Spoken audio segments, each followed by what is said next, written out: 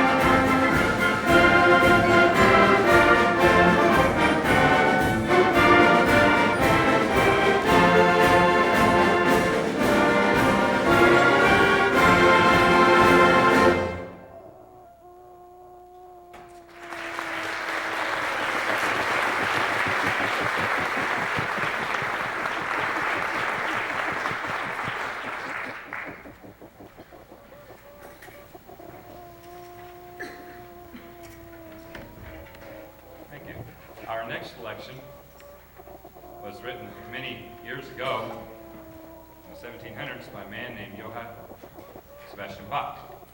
And I was explaining to the students yesterday that Bach was married twice, and he had 21 children. So I guess after he kind of ran through the first wife, he had to get another one there, something or another. His second wife, Anna Magdalena, was an accompanist and a singer, and he wrote her a set of books, which we today call the Anna Magdalena books, full of accompaniments and practice pieces for finger exercises on keyboard, on piano. One of the things he had written is the piece that we are going to play now. The English translation is If Thou Be Near. And that was written by Johann to his wife, talking about when she's at his side, how he feels and how he's in love with her. And it's basically a love story.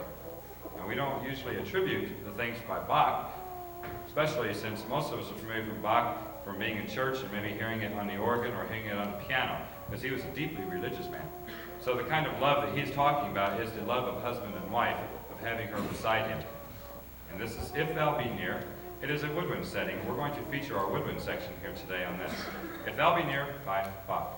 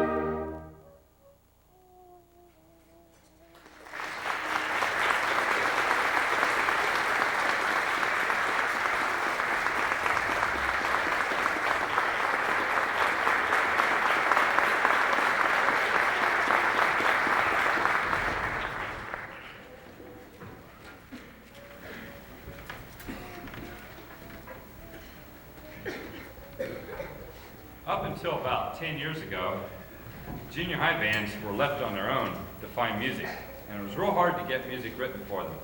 And then in the early 1980s, Alfred Music Publishing and some of the other music publishers found some guys that were willing to write music that was on the level of students who weren't beginners, yet they weren't ready to tackle on the real more difficult high school stuff. Now, we're getting a bunch of things out there.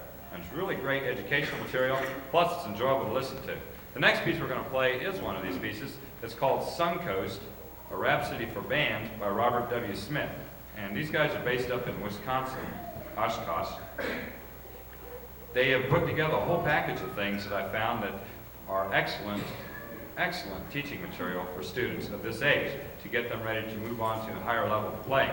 Yet at the same time, you won't be hearing an educational piece out here. You're going to be hearing a piece that has a lot of different sections.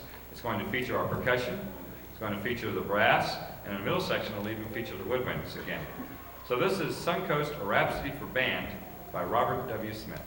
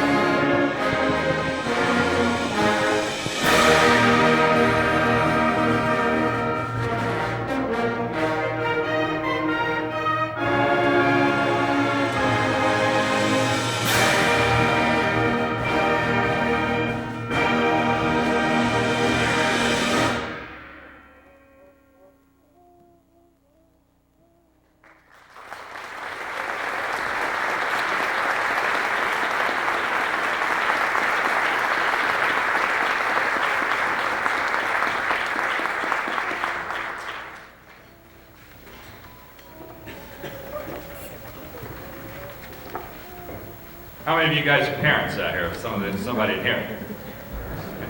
Hey, let me tell you a little story about band kids. You know, when they all come in 5th grade, they all look alike to anybody. I mean, kids are kids. And they come in and you find out instruments and you find some things to give to them.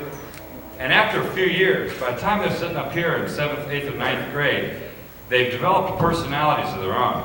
And it's really amazing how personalities tend to fit into the sections as well as each individual student. Let me give you an example. As a band director, I pass out some music in the fall. And you can always tell when you get it back what kind of section you get it back from. For example, I give the flutes their music, and I usually get it back neater than when I passed it out. All the wrinkles are out of it, all the notes that might have been fuzzy are colored back in, and all the lines are straightened out, and it's perfect. I get the clarinets, and their name is written neatly up in the right-hand corner, little flowers and things like that stuff on there. The oboe section, you can tell what kind of people make oboe players. They usually have some esoteric statement written across its top, like the sun is always brighter when it's shining. Yeah, they think on a different level than I do. Now you work around and you get back in the other sections of the band and you get to the French horns, and they're busy writing out what parts they're going to play outside the part they don't play now, because they don't like the parts they have. Most often they'd rather be playing the melody. Then you get to the trombone music, and that's usually got spit on it from the trombone slide. Very annoying to get that back. Get back there in the tuba section, that's got a big footprint on it sometimes. In the percussion section, shoot, I don't even get that stuff back. So it's really interesting how you can tell the different personalities and how they fit into the various instrument sections around the band. Well, these same percussion guys that I get on a lot, we're going to feature a couple of them, a few of them as a matter of fact, in our next piece. Now you may think that trumpets and trombones and flutes and oboes and bassoons and clarinets, saxophones, etc. are the main instruments of a band. But there are more out there. It just depends on how you want to use them. We're going to introduce three instruments to you that are not normally found in a band, but there's no reason why they cannot be used if you find a judicious way of using them. And if our students may come out, I'll introduce you to them who they're going to play. We have Sadira Salvo. She is going to be playing the vacuum cleaner. Sadira. And we have, all right. You might want to save this applause till they get done, just in case they don't come back. We have Dusty Cobby, and he is going to be playing the blender. And we have Hillary Forsythe. She is going to be playing the hairdryer for us. Now this is called the Homeowner's Guide to Making Music, because these are instruments that you might normally find around your house. And whether you can play them very musical is another story. So the three students and the band and I, we're going to perform for you Homeowner's Guide to Making Music.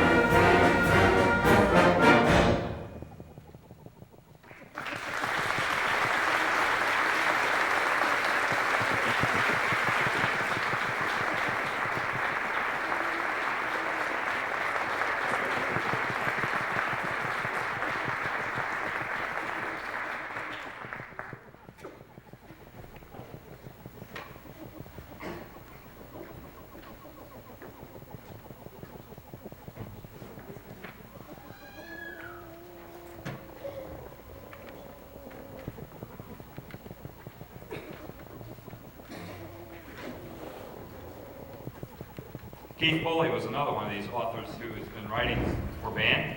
And one piece I found,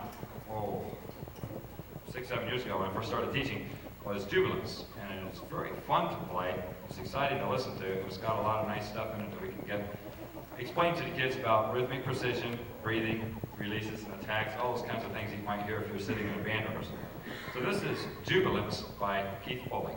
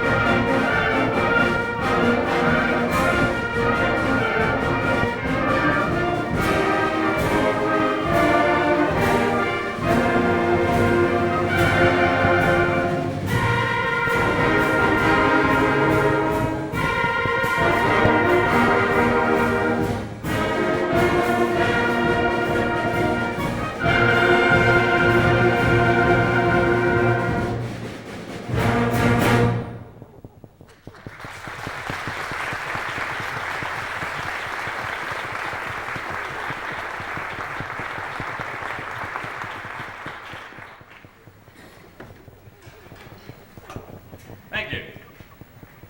Before we play our last selection, I'd like to make a couple of recognitions if I could. First of all, this is all put together, as you were told earlier, by the Indiana Bandmasters Association, and it has been around a while. It's only been the last 9 years now, that we've been doing the all-regional junior high bands. We do an all-state band for high school people, grades 10 through 12, and that's once a year down at Indianapolis, and you have to get in there by audition. Well, we've developed this all-regional junior high band around the state for the express purpose of trying to bring together some of the best students from all the area schools. And these guys have come in here, they came in, they'd never seen me before, and probably have not played this music. I picked out some stuff that's a little bit more obscure and stuff that they probably wouldn't be playing at their own schools. We had yesterday to put this concert together, and they have done a tremendous job of it. These students have worked hard, they've been very attentive, and I feel real fortunate to having had the weekend to work with them. I would like for you all, if you would, just give the students a hand for the job they have done.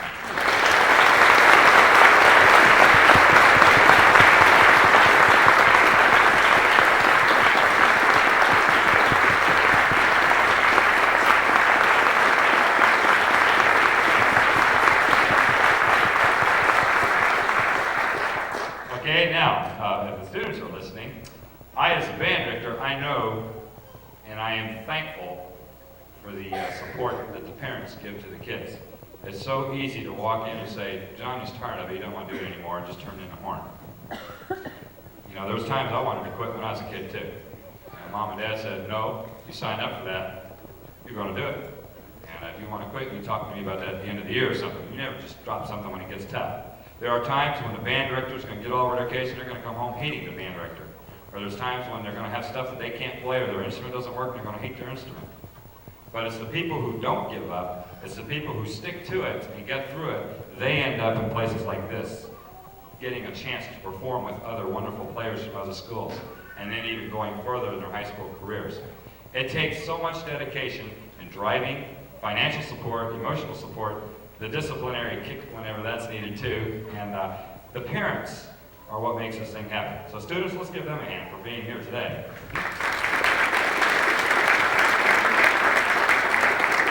All right. Us band directors are very aware of what you guys do to make this thing happen. So thank you. Matt Taylor and Glenn Northern, two band directors from here who have hosted this and made sure everything worked out. Let's give them a round of applause.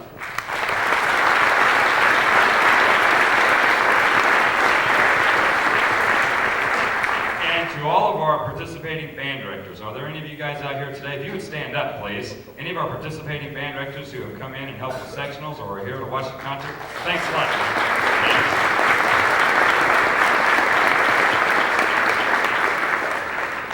Thanks. Okay, what is a concert without a little bit of Susan? Well, I couldn't decide which one we're going to play. Everybody knows the Stars and Stripes Forever. In fact, 1986, the Congress of the United States made that the official march of the United States. One of my favorites is Semper Fidelis. Another one is the favorite of the students is High School Cadets. So we're going to play all three of them for you. And this is called The Sounds of Susan.